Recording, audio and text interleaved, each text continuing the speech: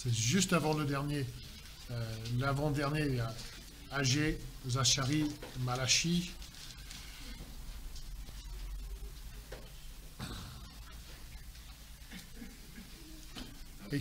Écoutons ensemble la parole de Dieu.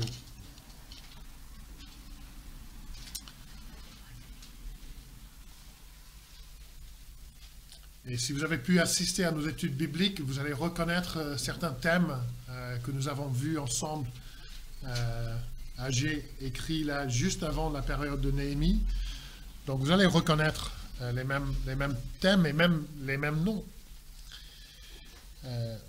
Alors, la deuxième année du roi Darius, le 6e mois, le premier jour du mois, la parole de l'Éternel fut adressée par l'intermédiaire du prophète Agé à Zorobabel, fils de Shealtiel, gouverneur de Juda, et à Josué, fils de Sadak, le souverain sacrificateur, en ces mots. Ainsi parle l'Éternel des armées. Ce peuple dit, le temps n'est pas venu, le temps où la maison de l'Éternel doit être rebâtie. Alors la parole de l'Éternel leur fut adressée par l'intermédiaire du prophète Agé en ces mots. Est-ce le temps pour vous d'habiter vos demeures lambrissées, quand cette maison est en ruine? Ainsi parle maintenant l'Éternel des armées. Réfléchissez à votre conduite. Vous avez beaucoup semé, et vous rapportez peu. Vous mangez sans être rassasiés. Vous buvez, mais pas à votre soûl. Vous êtes vêtus sans avoir chaud.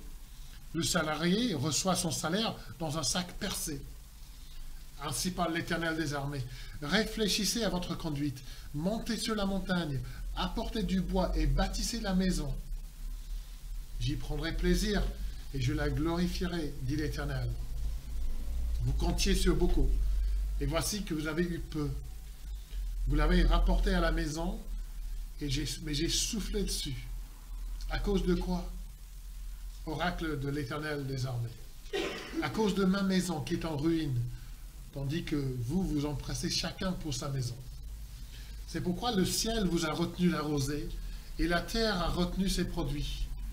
J'ai appelé la sécheresse sur le pays, sur les montagnes, sur le blé, sur le vin nouveau, sur l'huile, sur ce que produit le sol, sur les hommes et sur les bêtes, et sur tout le travail des mains.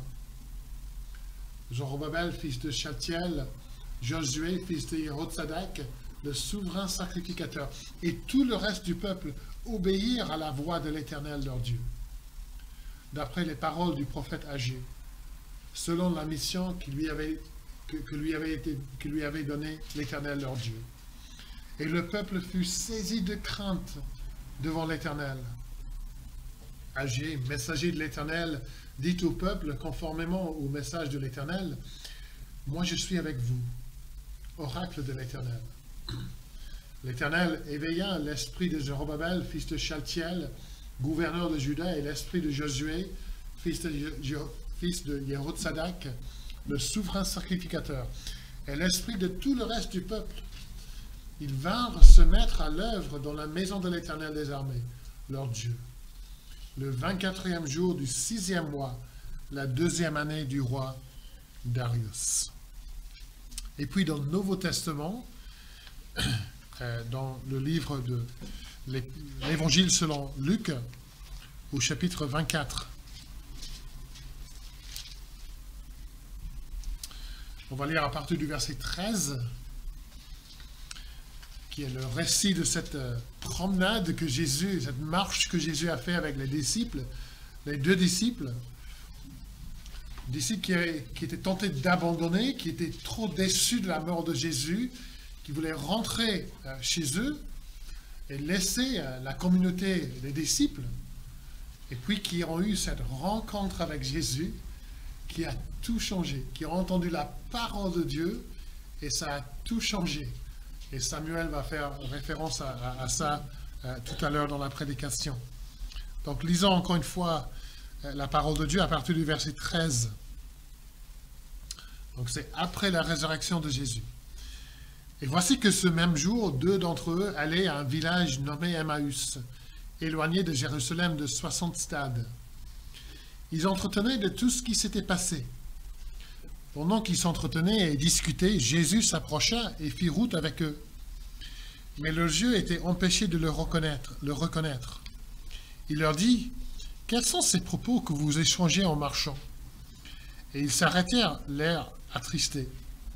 L'un d'eux, nommé Cléopas, lui répondit, « Es-tu le seul qui séjourne à Jérusalem et ne sache pas ce qui s'est produit ces jours-ci » ? « Quoi » leur dit-il. Ils lui répondirent, « Ce qui s'est produit au sujet de Jésus de Nazareth, qui était un prophète puissant en œuvre et en parole devant Dieu et devant tout le peuple. Et comment nos principaux sacrificateurs et nos chefs l'ont livré pour être condamné à mort et l'ont crucifié. Nous espérions que ce serait lui qui délivrerait Israël. Mais avec tout cela, voici le 3e jour que ces événements se sont produits. Il est vrai que quelques femmes d'entre nous nous ont fort étonnés. Elles se sont rendues de bon matin au tombeau et, n'ayant pas trouvé son corps, elles sont venues dire que des anges leur sont apparus et ont déclaré qu'il est vivant. Quelques-uns de ceux qui étaient avec nous sont allés au tombeau. Ils ont trouvé les choses tout comme les femmes l'avaient dit. Mais lui, ils ne l'ont pas vu. Alors Jésus leur dit, « Homme sans intelligence, et dans le cœur est lent à croire tout ce qu'ont dit les prophètes. Le Christ ne devait-il pas souffrir de la sorte et entrer dans sa gloire ?» Et commençons par Moïse et par tous les prophètes, il leur expliqua dans toutes les Écritures ce qui le concernait. Lorsqu'ils furent près du village où ils allaient, il parut vouloir aller plus loin. Mais ils le pressèrent en disant, « Reste avec nous, car le soir approche. Le jour est déjà sur son déclin. » Il entra pour rester avec eux. Pendant qu'il était à table avec eux, il prit le pain, dit la bénédiction, puis il le rompit et leur dit, et leur donna. Alors leurs yeux s'ouvrirent et ils le reconnurent, mais il disparut de devant eux. Et ils se dirent l'un à l'autre, notre cœur ne brûlait-il pas au-dedans de nous lorsqu'il nous parlait en chemin et nous expliquait les Écritures? Ils se levèrent à l'heure même, retournèrent à Jérusalem et trouvèrent l'assemblée les 11 et leurs compagnons. Et qui leur dirent, le Seigneur est réellement ressuscité. Et il est apparu à Simon. Ils racontèrent ce qui leur était arrivé en chemin et comment il avait reconnu à la fraction du pain. Amen. Et nous demandons à Dieu de bénir cette lecture de sa parole. Bon, avant d'inviter Samuel à venir prêcher, je veux simplement prier pour la prédication de la parole de Dieu.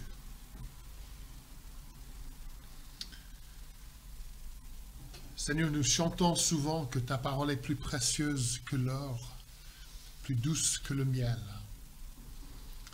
C'est ce que nous chantons. Mais ce n'est pas toujours la réalité dans notre vie.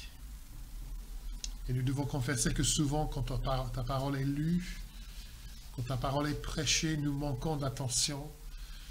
Nous ne faisons pas attention à ce que le Seigneur Dieu veut nous dire.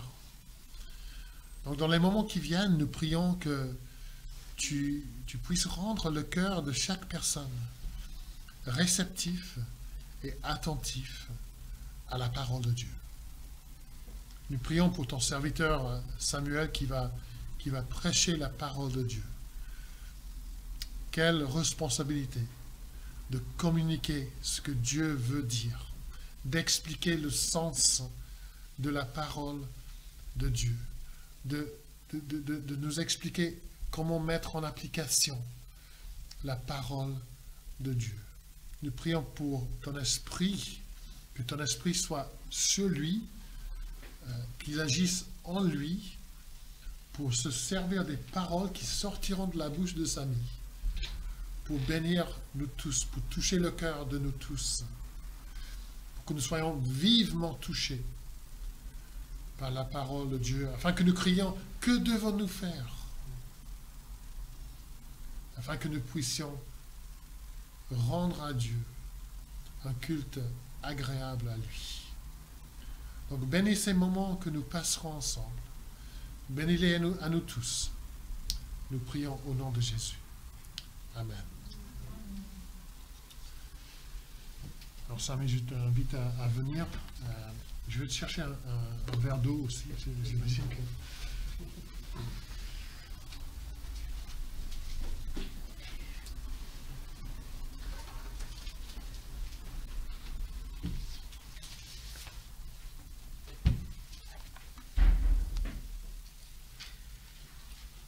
Bien, c'est une grande joie pour moi de rencontrer la deuxième moitié de l'église de Nantes.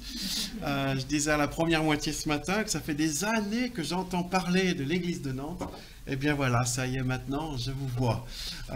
Vous existez pour de vrai.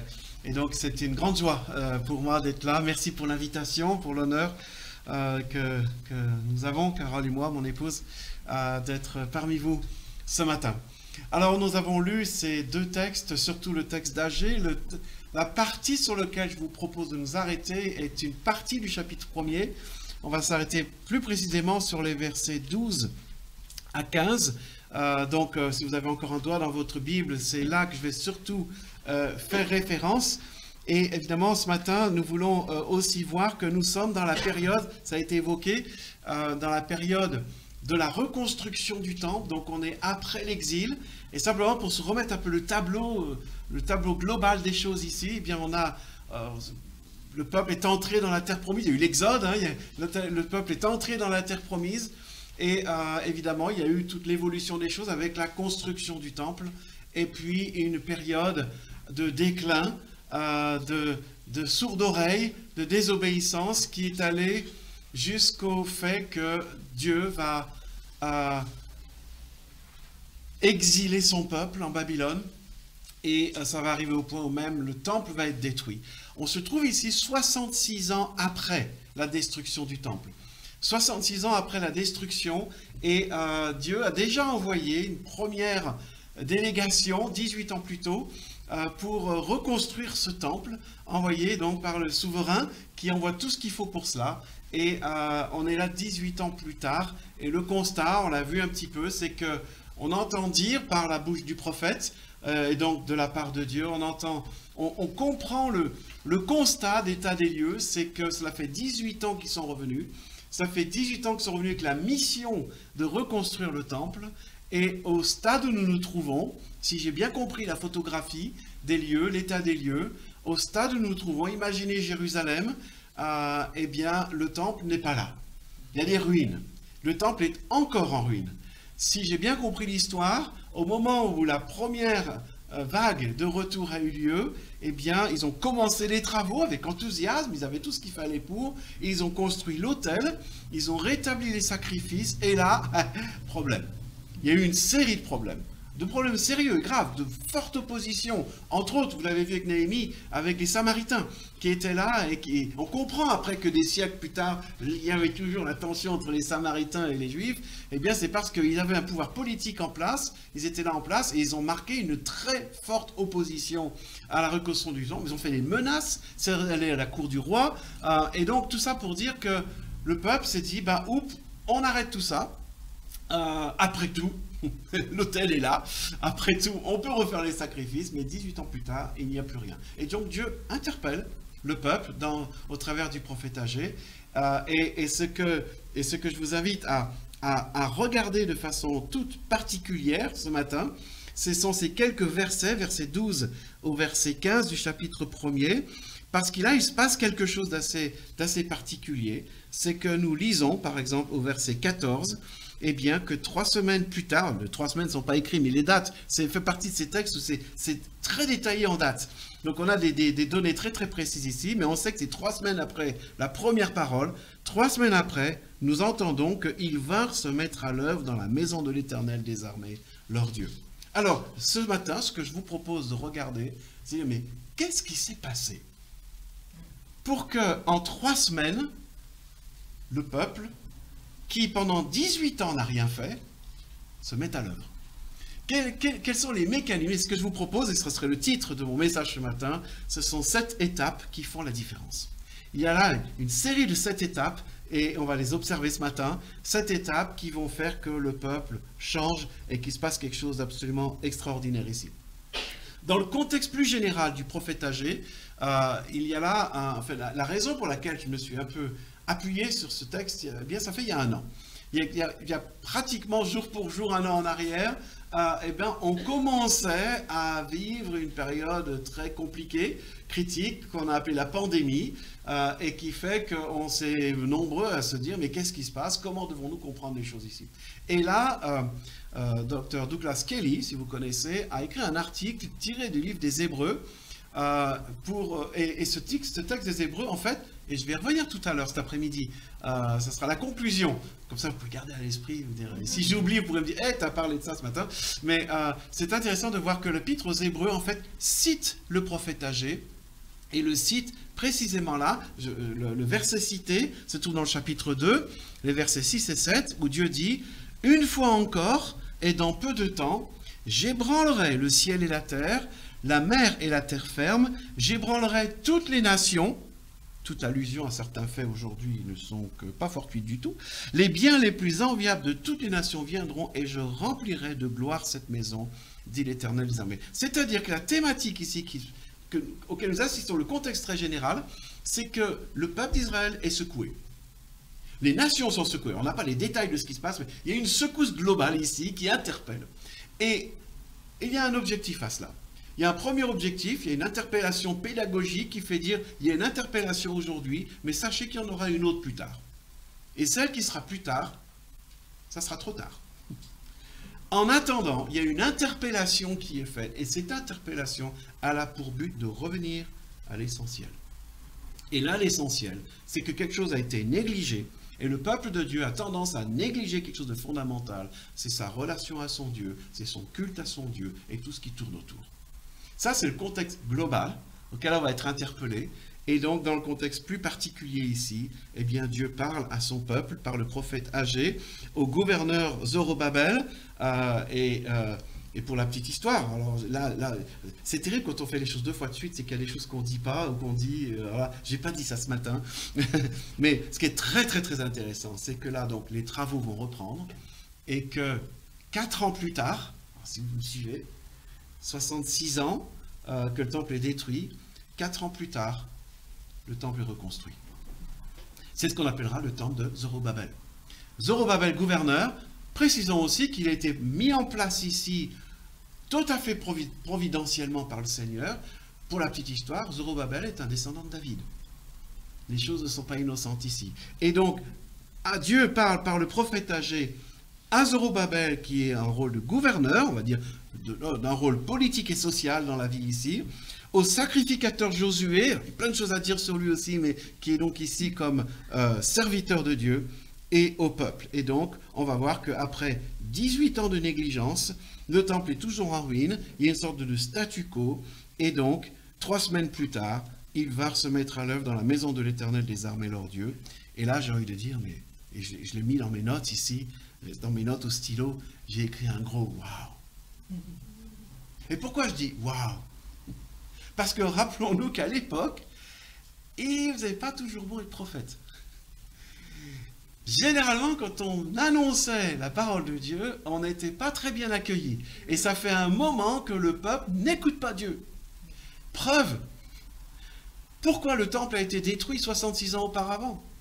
Parce que depuis des générations, le peuple faisait la tête dure, ne voulait rien entendre de la part de Dieu, qui les interpellait à laisser leurs idoles, à revenir à lui, à retrouver le sens du culte, à retrouver sa fidélité. Et l'endurcissement a été tel que Dieu en est arrivé au point de dire, plus de temple. Le peuple n'écoute pas son Dieu, n'écoute pas la voix de ses prophètes. Et là, Dieu parle par le prophète Agé. 3 semaines après, le peuple est au travail. Alors je dis, waouh, qu'est-ce qui se passe? Et je crois que ça mérite notre attention ce matin. Et c'est ce que je vous invite bien, à regarder ensemble pour voir qu'est-ce qui a bien pu se passer pour qu'en l'espace de 3 semaines, c'est-à-dire le gouverneur, le sacrificateur et l'ensemble du peuple, eh bien, se mettre à l'œuvre. Eh bien, je vous propose d'observer donc un processus en 7 étapes, ce que j'appelle donc les 7 étapes qui font la différence. Et première étape, Dieu parle. La première étape, elle vient de Dieu. Et d'ailleurs, d'une façon générale, en tout ce qui concerne la révélation biblique, au commencement, Dieu. C'est Dieu au départ. c'est Dieu qui parle. Et on le voit là, parce que dès le début du chapitre 1er, en l'espace de 11 versets, il est mentionné 5 fois que Dieu parle. Verset 1er, la parole de l'Éternel fut adressée. Verset 2, ainsi parle l'Éternel. Verset 3, alors la parole de l'Éternel fut adressée par l'intermédiaire du prophète.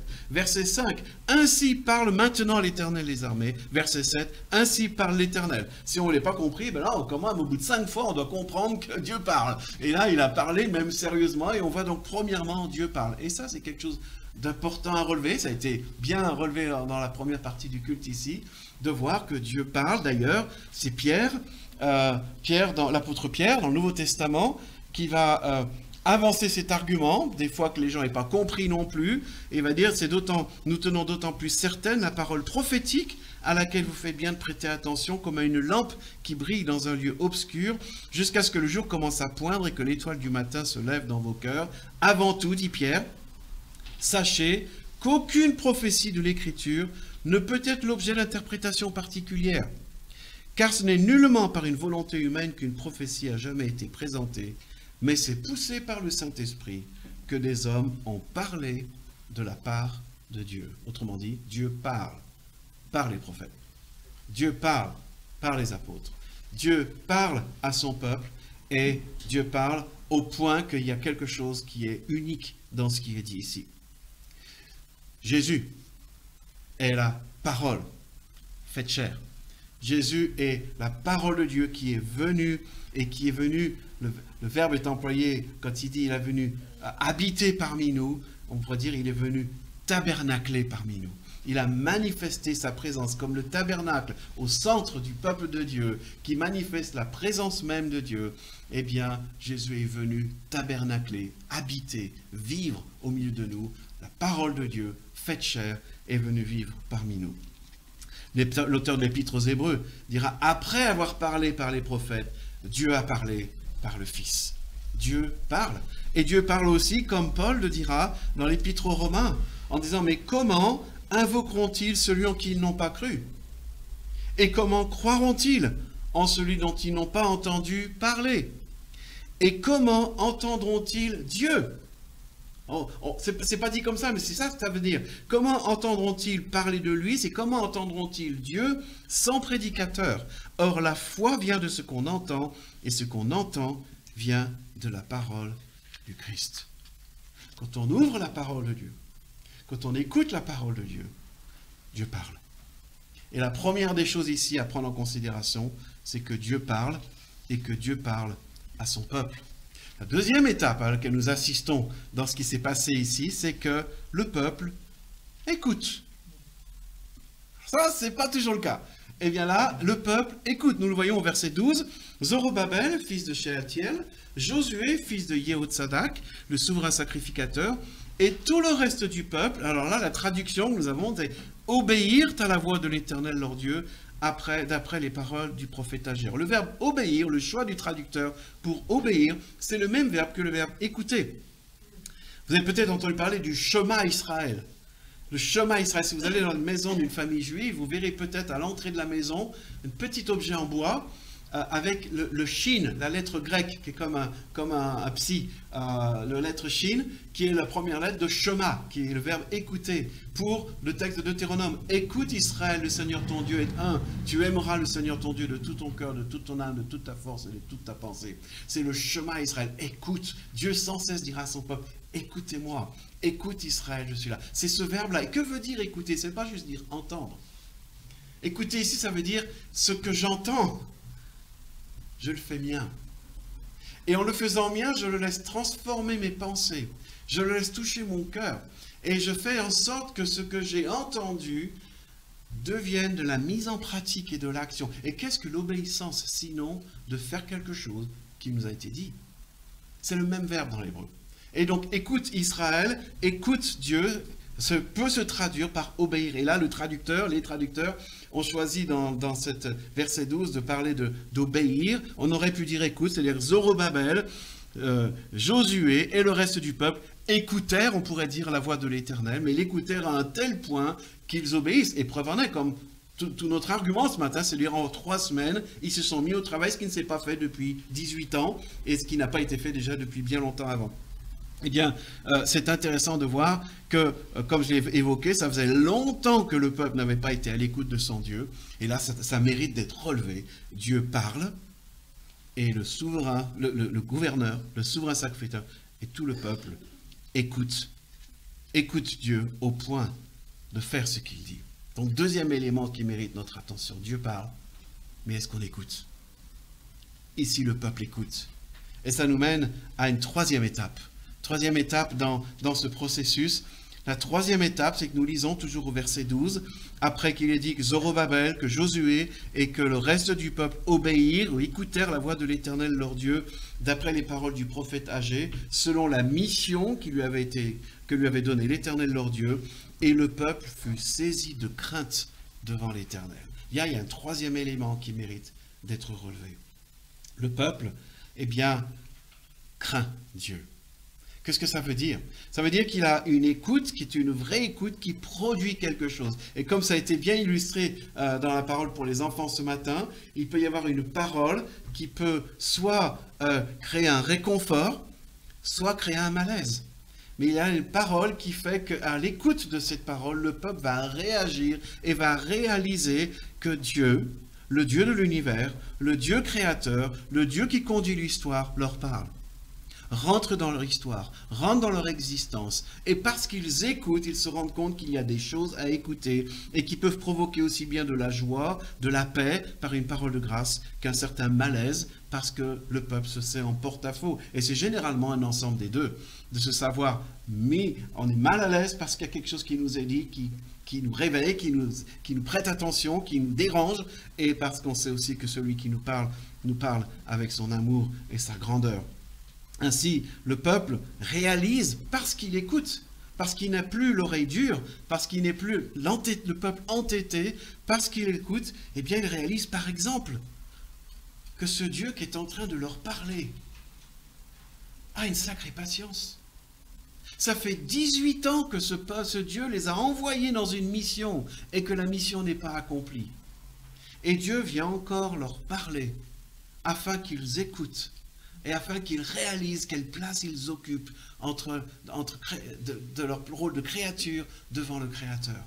Eh bien, ils réalisent que Dieu est patient, mais ils réalisent aussi que Dieu, c'est un terme souvent employé dans la Bible, est jaloux pour son temple. Il a donné de quoi construire ce temple, et on le néglige. Un peu comme l'image est belle aussi dans l'Écriture de voir le roi qui prépare sa fiancée, et qui donne à son peuple et à l'Église d'ailleurs.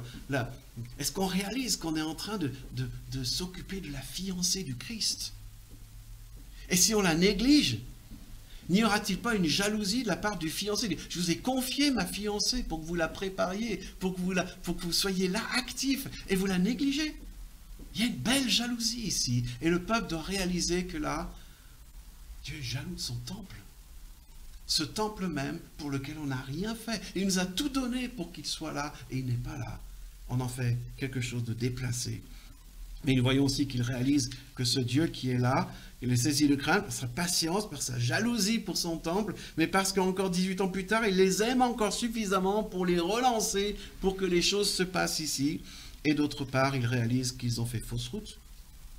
Ils réalisent qu'ils se sont probablement, on peut imaginer les discussions au début des faits, 18 ans en arrière. Hein. Voilà, ils sont partis plein d'élan, ils ont quitté Babylone, ils sont dans l'aventure, ils sont venus avec armes et bagages, j'ai envie de dire, avec les matériaux, avec les plans, avec tout ce qui devait être fait. Et puis, ils ont toutes ces oppositions, et puis ils se disent, bon, on va arrêter.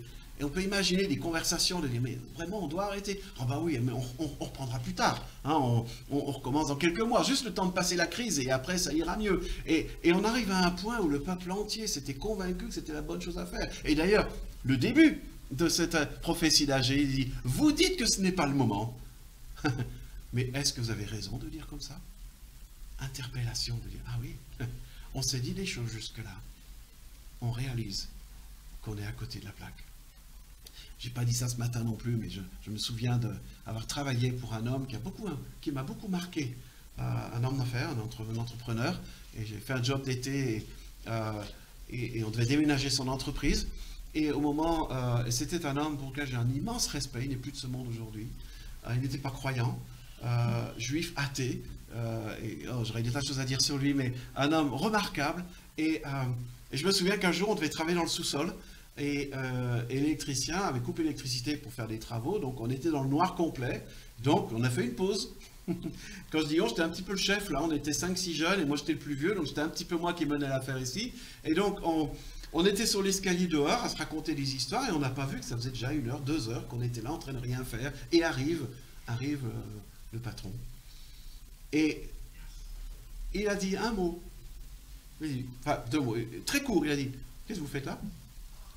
Et moi je dis bah, « On attend que l'électricien ait terminé. » Argument béton, hein, vous ne pouvez pas travailler, l'argument, il faisait noir, donc vous ne pouvez pas. Et il dit « Vous aviez rien d'autre à faire ?» Évidemment qu'il y avait une montagne de choses à faire et qu'on aurait pu faire tellement de choses. Ça faisait 2 heures qu'il nous payait à rien faire et il n'était pas très content de la faire. Et c'était intéressant de voir que cette interpellation a tout de suite fait, a effondré tous nos arguments, de se dire mais oui on va attendre, c'est pas grave. Le fait de dire vous n'aviez rien d'autre à faire nous a réveillés. En fait si. L'autre histoire après, je la raconterai tout à l'heure si vous voulez parce qu'il faut qu'on avance ici. Mais là le peuple est saisi de crainte parce qu'il réalise qu'il fait fausse route, qu'ils sont sur de faux arguments, qu'ils ont offensé Dieu. Il y a un élément dont je n'ai pas encore parlé ici, et je vais peut-être le glisser maintenant. Il y a un élément ici, c'est-à-dire, rappelons-nous, 18 ans auparavant, qu'est-ce qui s'est passé? Le peuple est envoyé par Dieu, par le souverain, qui n'était pas un croyant, avec tous les matériaux, avec tout l'argent pour reconstruire le temple, d'accord? Ça fait 18 ans que le temple n'est pas reconstruit. Comment pensez-vous qu'on doit comprendre quand il parle au début du texte que vous habitez dans des maisons lambrissées? Il y a des maisons très joliment décorées. Ça sort d'où ces décorations? Détournement de fonds. C'était le matériau prévu pour le temple. Il ne fallait pas que ça se perde. Alors c'est devenu les maisons. Et on comprend mieux l'argument ici. Quand Dieu dit, vous vous occupez de vos maisons, ok, pourquoi pas, ce serait mieux si c'était en second plan, vous vous occupez d'abord de ma maison et après vous occupez de... Mais en plus, vous avez négligé ma maison, vous avez détourné les matériaux qui étaient prévus pour ma maison, vous les avez mis dans vos maisons. Et ça fait 18 ans que ça dure, vous dites, oh c'est pas le moment, on va faire ça plus tard, on verra là. Vous imaginez les faits ici? Eh bien je crois que le peuple, parce qu'il écoute Dieu, se trouve saisi de crainte. Il y a quelque chose de beau dans cette crainte, il y a quelque chose de troublant. Je ne sais pas si vous êtes, si vous avez lu ou vu les films de la trilogie de Tolkien sur le Seigneur des Anneaux. Mais il y a une partie qui me plaît beaucoup dans le début, on le voit particulièrement dans le film, dans le livre c'est aussi bien décrit, mais dans le début du film, vous avez Gandalf qui vient et qui reprend Bilbo, qui ne veut pas rendre l'anneau. Si vous avez vu le film, vous voyez de quoi je parle. Hein. Il a l'anneau et il ne veut pas s'en débarrasser parce qu'il est déjà attaché à cet anneau. Et il voit que Gandalf est en train de le reprendre, il résiste à Gandalf. Et il y a un moment, il y a une photo assez unique dans toute l'histoire, où subitement tout s'assombrit. La voix de Gandalf devient très grave et très sombre. Et on voit Bilbo qui se met à trembler comme une feuille. Il réalise là qu'il est allé un pas trop loin. Et dans la seconde qui suit, il va se jeter dans ses bras. Il y a une image de cette crainte de Dieu. Il y a un moment où le peuple réalise qu'il est allé trop loin. Il réalise qu'il est en total porte-à-faux et que si Dieu le voulait, il pourrait en un instant les faire disparaître. Et ils se rendent compte ici qu'ils ont besoin de voir Dieu pour qui il est, de comprendre qui ils sont, mais en même temps, ils savent que dans la seconde d'après, ils peuvent venir dans la présence de Dieu et dans son amour. Voilà comment je crois on peut comprendre la troisième étape. Donc Dieu parle, le peuple écoute, et l'effet de cette écoute, premier effet de cette écoute, c'est que le peuple est saisi de crainte. Un quatrième élément à observer ici, nous le voyons au verset 13. « Agez, messager de l'Éternel, dites au peuple conformément au message de l'Éternel, moi, je suis avec vous. » Dieu est présent. On me dirait, bah, Dieu, c'est évident qu'il est présent partout. Il est présent, il est omniprésent. On ne peut pas se cacher nulle part, on peut aller à aucun endroit de la terre et de tout l'univers sans être dans la présence de Dieu. Mais là, il est présent d'une façon toute particulière. J'ai envie de dire, il est présent. Présent. Il est là. Un peu comme ce tabernacle était là au plein milieu du peuple. Dieu avait choisi d'être là au plein milieu. Et quel effet ça a de savoir qu'il est là et qu'il est présent au milieu d'eux?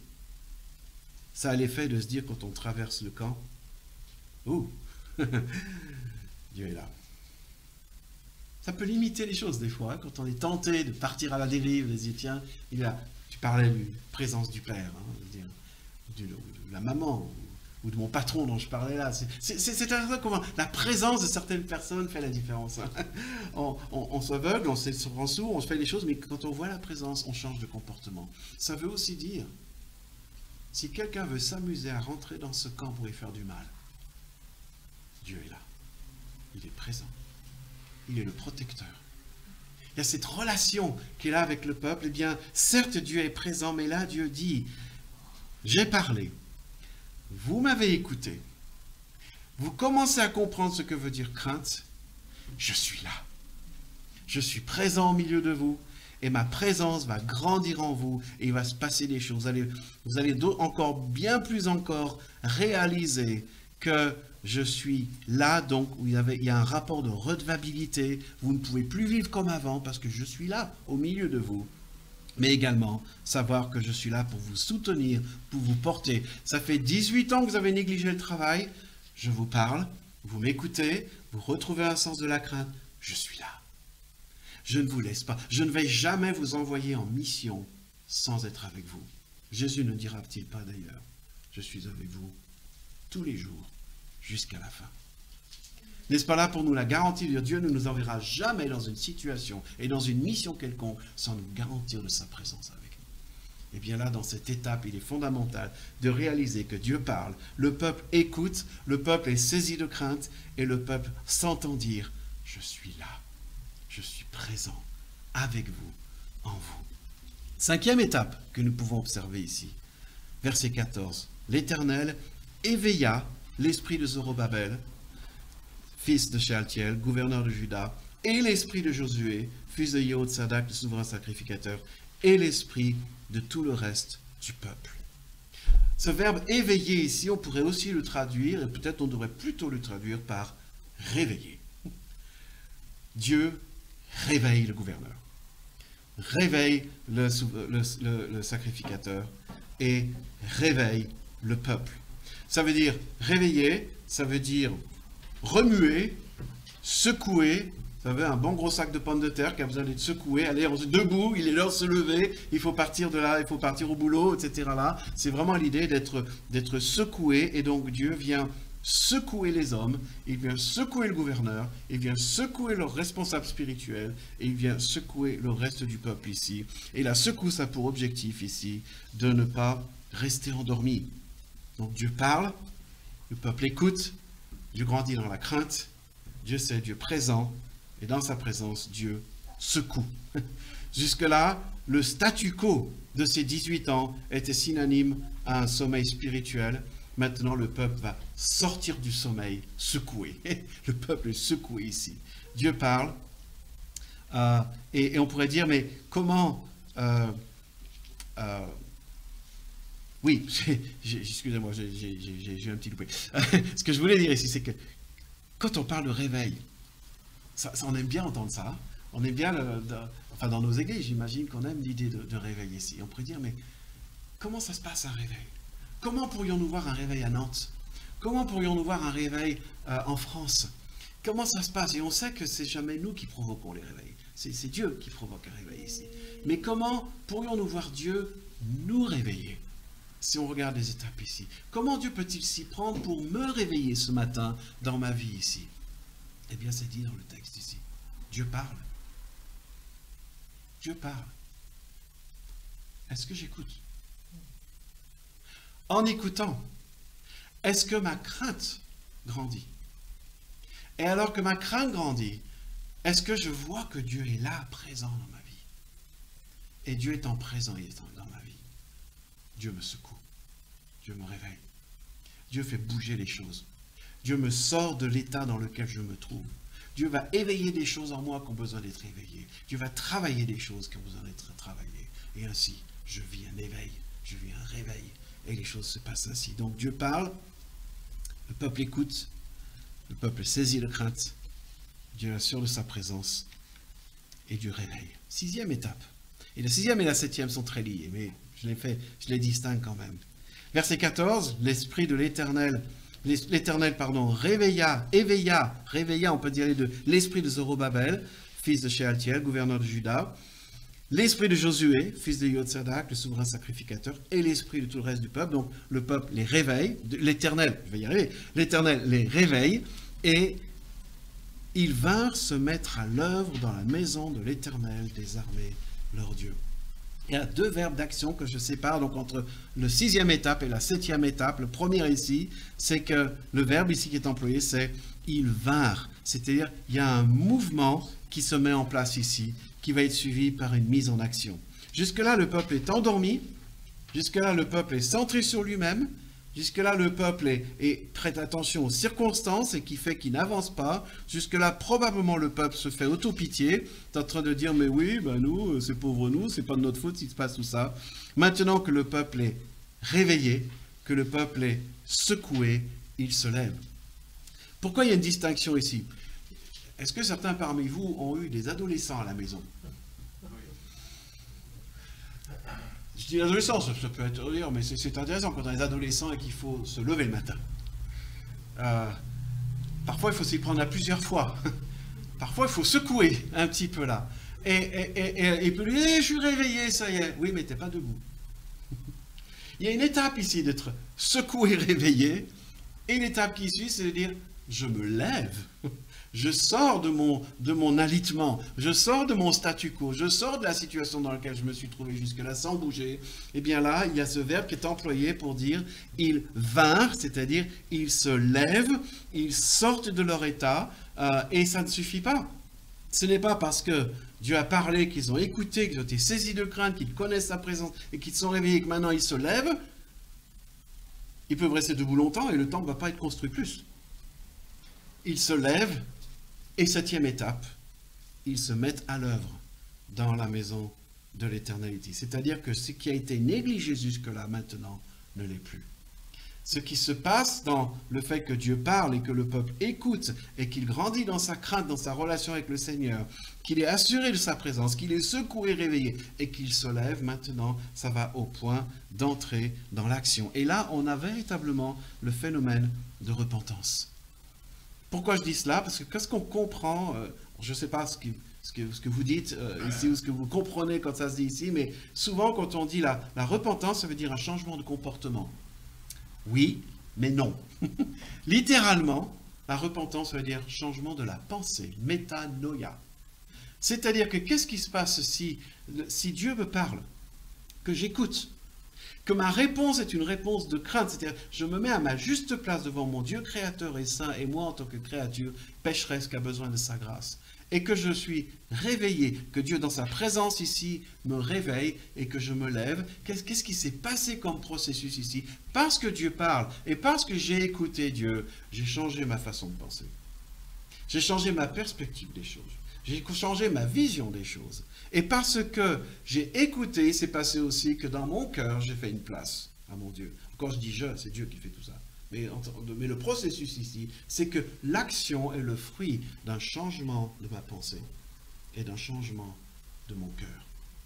Quelle est la différence avec de parler de la repentance comme un changement de comportement? C'est qu'on est parfaitement capable de changer de comportement sans changer de pensée et sans changer de cœur. Et comment ça s'appelle ça? Ça s'appelle de l'hypocrisie. Parce qu'on va faire quelque chose auquel on ne croit pas. On va le faire parce que c'est bien de le faire. On va le faire parce qu'on est bien vu en le faisant. On va le faire parce qu'on va être tranquille. Le pasteur nous dira plus qu'il faut le faire. On pourra dire, voilà, on a fait ce qu'il fallait. Mais si notre cœur n'y est pas, d'ailleurs on est misérable. Et d'ailleurs notre témoignage n'a aucun fruit. Il ne se passe rien de concret. Il n'y a aucun vrai changement dans l'existence ici. Et bien là, ce dont il est question, c'est que le peuple a écouté au point de changer sa pensée. Jusque-là, le peuple disait, c'est pas le moment. Maintenant, le peuple dit, c'est le moment. Il a compris que c'était le moment. Et maintenant, il se met au cœur du travail. Non seulement il est secoué, il est réveillé, il se lève, et il y va. Et il y va parce qu'il a compris ce qui devait être fait. Parce qu'il a reçu dans son cœur ce qui devait être fait. Et ainsi, dans sa relation avec Dieu, il avance et ça change. Ça fait toute la différence. Maintenant, le peuple dit et pense, c'est le moment. Il a écouté, Dieu a parlé, il a écouté, il a nourri en réponse à sa relation dans une crainte de Dieu. Il sait que Dieu est avec lui, il se laisse secouer, il se décide d'agir en se levant, et ils vont agir. Ce qui fait que 3 semaines plus tard, le peuple est à l'œuvre. Si vous lisez la suite du prophète, vous allez voir qu'il y a encore du travail à faire. Il y a encore du travail parce qu'il y aura encore besoin d'aller beaucoup plus en profondeur. Ça serait une chose de se remettre à l'œuvre, ça serait une chose de reconstruire le temple. Le peuple ne sera encore pas là au niveau du culte en tant que tel. Et ça, ce serait une autre étape, peut-être l'année prochaine, si je reviens, on peut en reparler. Mais en tout cas, c'est la suite à donner. Mais je m'arrête ici pour ce matin parce que la grande question, c'est de dire, ok Samuel, bon, c'est gentil, tu es venu nous voir ce matin, tu nous parles d'Agé, c'était il y a quelques siècles en arrière, mais en quoi ça nous concerne? Qu'est-ce que ça peut bien nous faire? Alors évidemment, j'ai cru comprendre que vous avez un projet immobilier. Et j'ai cru comprendre que c'est temps de reconstruire. Alors, j'aimerais simplement dire que je n'ai pas choisi ce texte pour ça. Et que je ne crois pas que ce soit le problème pour vous. Je ne crois pas que ça fasse 18 ans que vous attendez négligemment de faire les choses, que vous détournez les fonds qui vous auraient été donnés par la mission, par je ne sais qui, pour faire vos maisons. En tout cas, ou alors, si c'est ce que vous pensez, ma foi, je vous laisse réfléchir devant le Seigneur à la question-là, mais je ne pense pas que l'enjeu soit là et je ne voudrais pas appuyer là-dessus. Par contre, rappelons-nous que la perspective des choses, et c'était la raison d'aborder ce texte ce matin, la perspective des choses, c'est qu'il y a des signes extérieurs évocateurs. Le monde est secoué. Et je crois qu'on peut dire le monde est secoué. L'économie du monde est secouée. La politique du monde est secouée. Sans parler de la situation sanitaire. Et même l'Église est secouée. L'Église dans le monde entier en ce moment est secouée. Il se passe des choses extraordinaires dans les églises. Extraordinaires dans les deux sens du terme.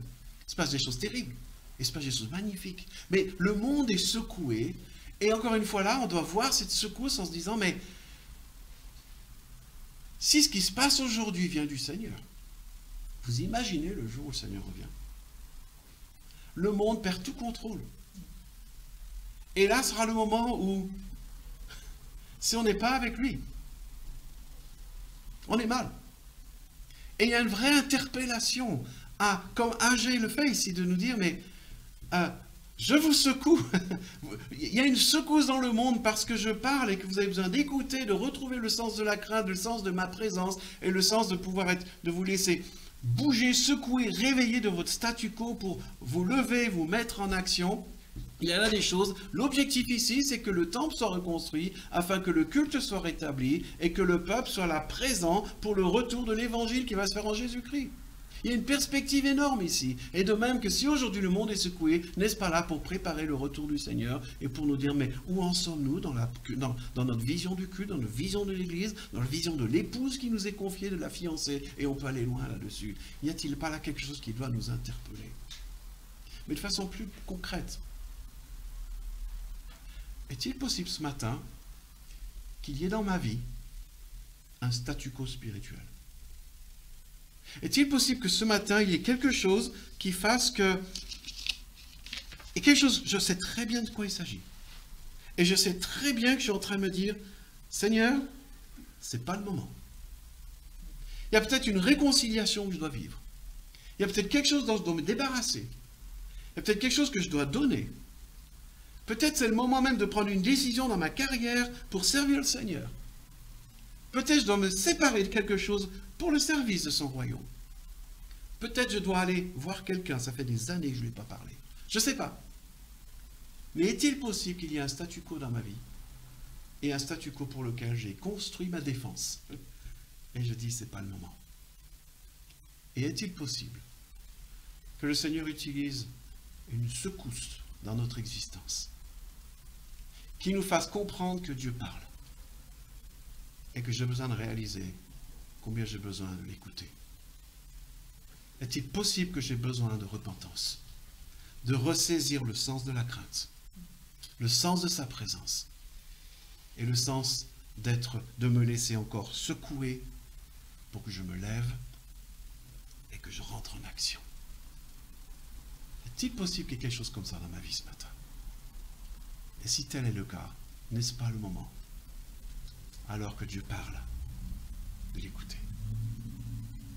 N'est-ce pas le moment de m'approcher de lui avec repentance?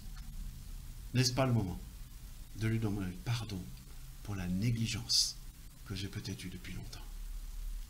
N'est-ce pas le moment de réaliser qu'il est là, qu'il est présent, et que sa présence peut être terrifiante et peut être tellement magnifique, de me dire, Seigneur, ce que tu me demandes de faire, tu sais, Seigneur, c'est difficile, mais tu me dis que tu es là, et je peux le faire avec toi.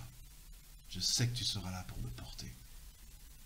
Et en le faisant, dire, mais Seigneur, on ne peut pas arrêter là, et de continuer d'être secoué, parce que j'ai encore besoin de me lever, et d'aller le faire, et d'aller de l'action. Et pas juste de dire, je dois le faire, mais de le faire parce que Dieu parle, et que j'écoute, et que je me rends compte que je me trompe, que je fais fausse route, que je nourris mal mes pensées, et qu'ainsi j'ai besoin d'être dans l'action de l'Évangile. Alors c'est là que je voulais terminer avec ce récit des disciples d'Emmaüs. Parce que qu'est-ce qui se passe avec ces deux disciples? Ils viennent de subir un choc terrible. Ils viennent de subir une secousse considérable. Et cette secousse ici remet en jeu leur propre maître, sachant que ça révèle aussi qu'ils avaient une fausse vision de leur maître. Et peut-être peut se dire, mais Dieu, que fais-tu? Comment peux-tu nous enlever notre maître? On était des disciples. Ils ne faisaient pas partie des 12, hein, mais ils faisaient probablement partie des 70. Enfin, je n'irai pas au poteau du sacrifice sur ce point-là, mais à mon avis, ils faisaient partie des 70 autour. Mais en tout cas, ils faisaient partie de ceux qui suivaient Jésus, qui étaient à son écoute, mais qui n'ont pas tout compris. Et qui questionnent Dieu. Et Dieu parle. Comment? Ils sont rentrés dans un statu quo. C'est-à-dire qu'ils ont décidé de quitter la communauté des croyants. Ils quittent Jérusalem. Ils retournent dans leur vie passée. Ils retournent dans leur vie d'avant. Ils retournent s'isoler du reste de la communauté en se disant, ma foi, on est déçus, on repart dans notre vie d'avant. Et qu'est-ce qui se passe? Dieu parle. Dieu parle par la parole incarnée, maintenant ressuscitée. Dieu parle par sa parole. Par sa parole, Jésus est en train de leur expliquer du début à la fin tout ce qui le concerne. Oh, qu'est-ce que j'aurais aimé qu'on enregistre ce moment. Vous imaginez, en quelques heures, tout l'Ancien Testament résumé par la parole même de Jésus-Christ qui montre à quel point tout converge vers lui. Ça, c'est un résumé. D'ailleurs, il a parlé d'âgé, c'est clair. Et de voir que Dieu parle, ils écoutent. Notre cœur ne brûlait-il pas en nous? Ils écoutent au point d'être secoués, de se lever. Et qu'est-ce qu'ils font? Ils repartent sur le champ de mission. La mission qui leur avait été donnée d'aller par le monde. Ils retournent à Jérusalem, retrouver la communauté des croyants, afin de retrouver la réalité de la présence de Dieu dans leur vie et de repartir dans leur vie. N'avons-nous pas besoin ce matin d'écouter Dieu? Est-il possible que Dieu me parle ce matin sur un sujet précis? Est-il possible que j'ai besoin de l'écouter, de me repentir, de me laisser secouer, de me lever et d'y aller? Amen. Seigneur, merci pour ta parole. Merci pour ta parole qui ne revient pas à toi sans effet. Merci pour ta parole qui rentre au plus profond de nos âmes et qui germe et qui porte du fruit. Merci Seigneur parce que cette parole, nous ne pourrions pas la créer nous-mêmes. C'est toi qui viens, c'est toi qui parles, c'est toi qui te révèles. Et c'est toi qui nous révèles tout ce que nous avons besoin de savoir aujourd'hui. Seigneur, combien on veut te demander pardon pour toutes les fois où nous ne t'écoutons pas. Pour toutes les fois où nous n'en faisons qu'à notre tête. Pour toutes les fois même où nous te blâmons de ne pas être là où nous voudrions que tu sois. Pardonne-nous, Seigneur, pour un si grand manque de crainte à ton sujet.